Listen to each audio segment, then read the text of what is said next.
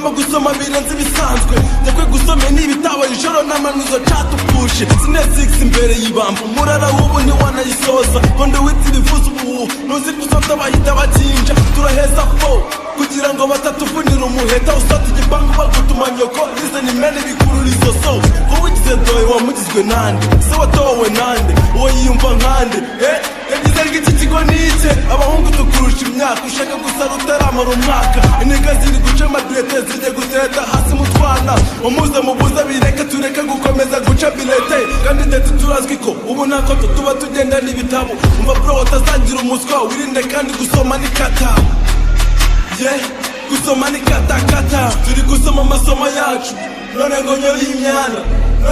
imyanda ngo nuko nibagiwe sinatebeza w'inshuro nge ntanataha bajya kwigira uhuda umwana nize amashuri nshaka gutsinda none uri kumva ibihano by'umwana ibyo ntibikiba. Ubu ni ubutabazi bugenewe abakire b'i Kigali.